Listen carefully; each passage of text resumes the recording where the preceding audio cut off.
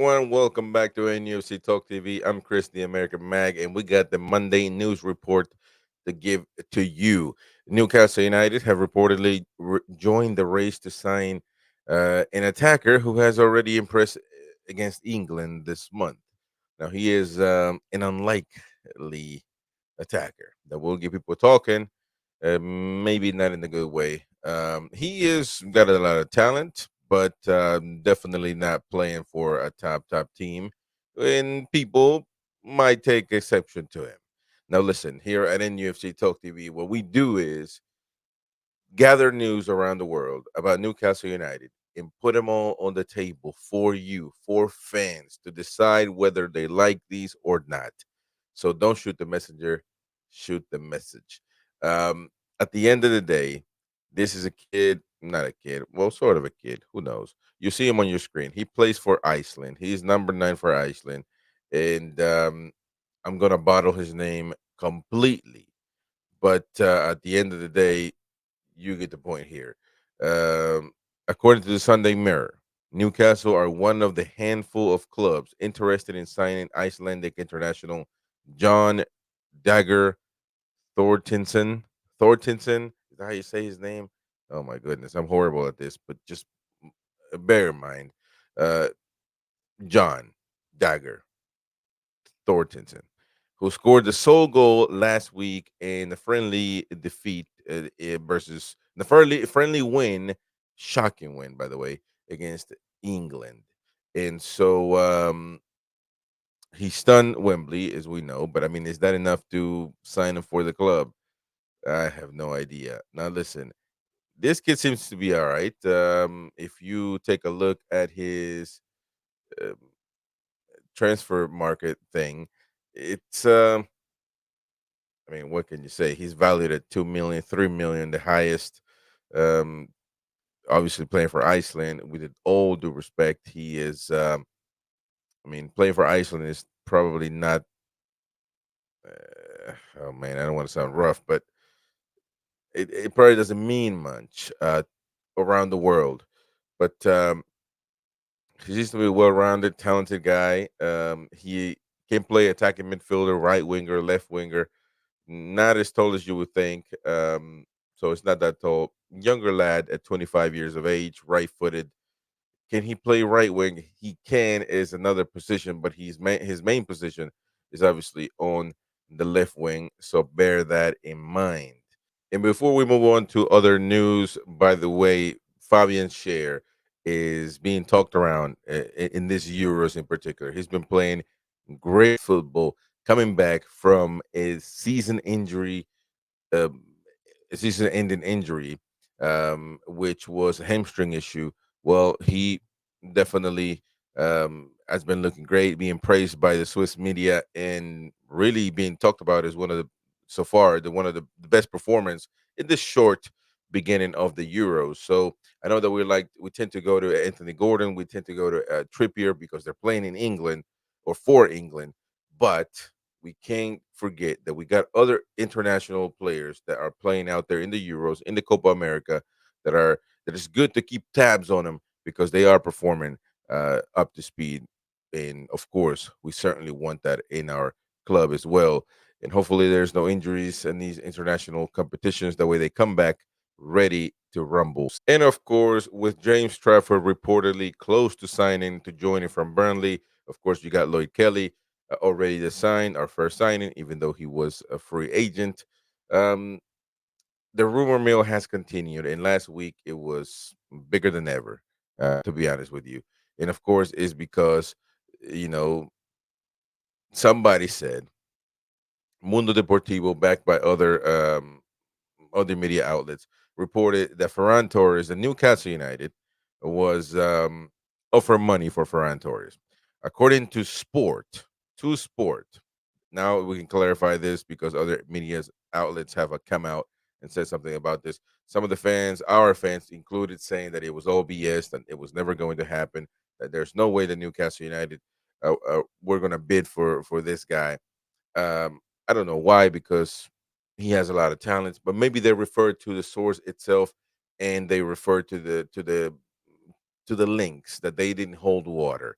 And according to Sport, Ferran Torres has no intention of leaving Barcelona this summer, with the Spanish international believed to be the subject to an apparent bid from Newcastle already this window. A lot of people don't buy in that. I don't know. We don't know here. Again, our job is to put the news, the links out on the table, and you decide what to believe.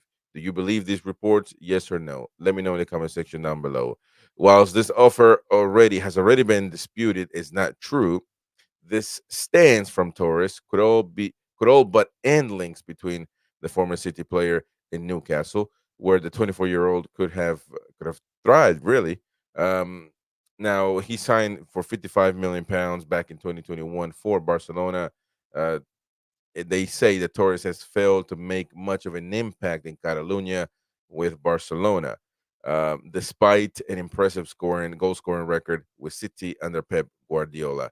I think he's had good appearances. I don't think he's been the greatest signing for Barcelona, but he's got a good appearances, especially that season that they won. The Barcelona won.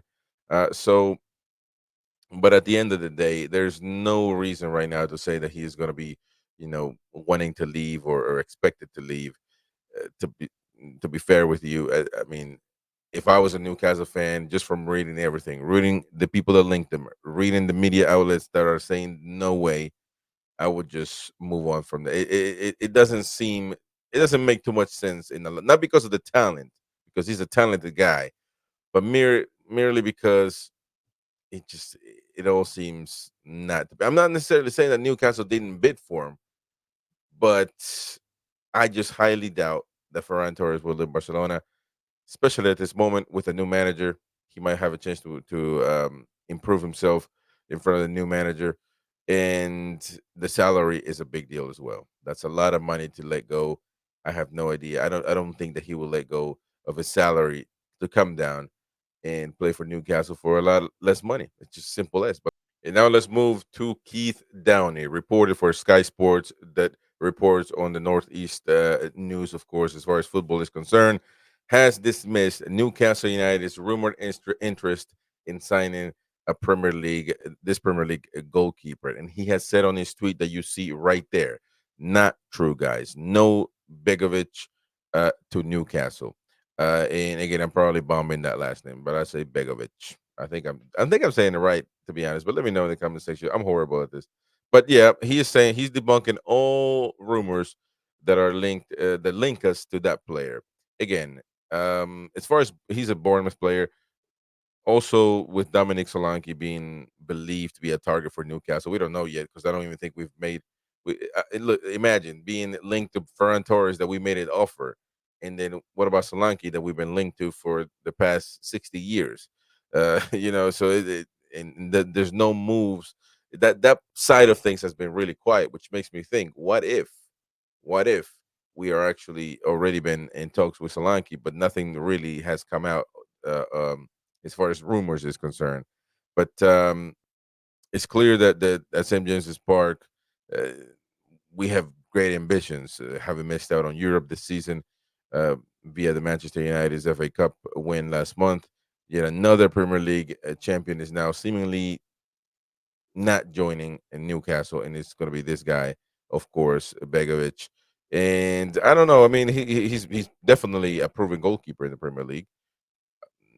I don't know. James Trafford doesn't have that repertoire, but to be honest with you, I don't know where the links of Begovic came out, but at the end of the day, he's 36 years of age, man, very experienced. But I mean, you could probably assume that he will take the number two spot better because he's at the end of his career and nothing really is being asked of him other than just back up the main goalkeeper, which is Pope.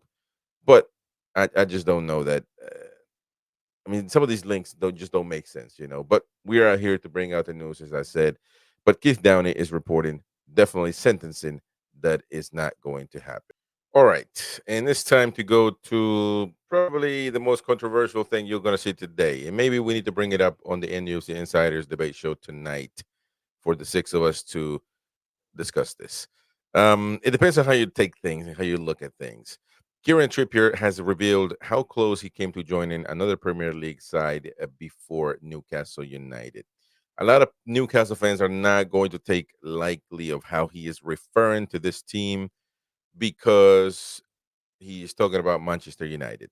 He also revealed that he was a fan of this club and his whole family, and he called Manchester United United, which Dubravka did, and fans were upset about him. And if that's the case, imagine how they're going to think or react, and maybe not react, but just think of Trippier's. Their thoughts on Trippier might change a little bit because he did refer as to Man United as United. Um, I personally, as a fan, don't really pay too much attention to these things. I think it is what it is.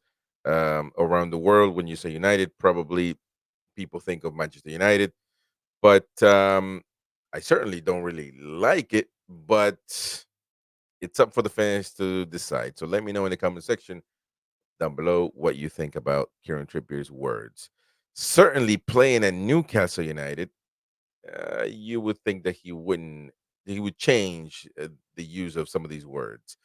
And also, he called Manchester United the biggest club in the world, and and nobody's denying the history of Manchester United. But it is, again, as a Newcastle player, you would assume that he would not choose these words. As you know, our beloved Derek the Mighty Win, our pundit on the late night shows, he might not care about this, and he says, "Well, it is what it is," and to a certain extent, I agree. But it's just that you are a Newcastle United player right now at the moment. Is there really what is the necessity of choosing some of these words? But it's up for you to debate. And of course, Trippier was the player who really started the influx of big games on Tyneside following the takeover from Mike Ashley. However, the 33-year-old has now revealed that he actually came fairly close to signing for one of Newcastle's Premier League rivals before putting a pen to paper, uh, coming at St James's Park to come to St James's Park. Um, and I mean, again, we can read verbatim and we can read per word what he said, quoting him. That way, there's no misinterpretations of what's happening. And actually, the overlap placed this as an exclusive, and knowing Gary Neville and the team that this was going to raise some eyebrows within some fans, especially Newcastle United fans, and of course, Manchester United fans saying, "Oh, Trippier wanted to join us. He wanted to join the big club." But nonetheless, words mean nothing. Actions mean everything. And he did join Newcastle United, taking a pay cut. So let's read and just take a look at exactly what Kieran Trippier said. And in quote, yeah, United, there you go. Yes, United came in straight after the Euros, and that was very close. Obviously, growing up being a Red as well with all my family, but it didn't happen. Everything happens for a reason, Trippier said. Gary Neville said, "What happened? It fell away at the last minute," or Trippier said, "No. To be fair, it fell away really. I think Ole was the manager at the time. Everything seemed perfect. I was absolutely chuffed. Um, it was Man United, the biggest club in the world, and it didn't happen. So yeah, I was back at Madrid. It's not a bad place to go back to, is it?" Trippier replied. And then 6 months later, I was at Newcastle. But yeah, obviously everyone raised their eyebrows. Obviously, he is going there for the money. He's going for this. I have made clear many times I took less money coming to Newcastle than I did at Madrid. I didn't have a relegation clause, even the position that we were in. I trusted the manager, and that was the key factor of why I came. So those were Trippier's words. I mean, he said, obviously, the interview is not the longest one, but it's about 30 minutes, I believe. If I'm not mistaken. Yeah, it's about no, but yeah, close to 30 minutes.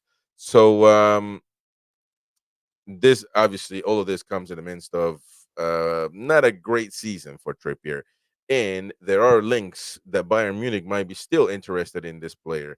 So my question to you is, what would you do about Kieran Trippier? Let me know in the comment section down below. Not about this interview in particular, but I'm talking about in general. Would you let him go? He's an older guy, not the oldest, so he can still play. He's playing in the Euros for England, people. So he's not an old grandpa that can't play football anymore. So he can still play for the team, of course. But fortunately, it seems that Newcastle have a direct replacement in Tino Livramento. So 21 years old, and he can certainly play in the first team already. So let me know what you think about this whole thing. What do you think about Trippier's words? A lot of fans are not going to take this likely, uh, and they're gonna dislike a lot of the things that he said, a lot of the terminology. But it is what it is. It's words, isn't it? So you let me know what you think in the comment section down below. It's certainly I'm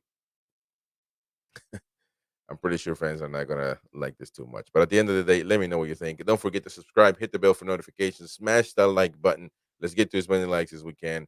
And I'll definitely see you on the next news report. Don't forget, 10 p.m. usually, the night show. But definitely check our YouTube channel to see what's going on today's on today for the channel. Thank you so much for watching, and I'll see you on the next one. Bye bye.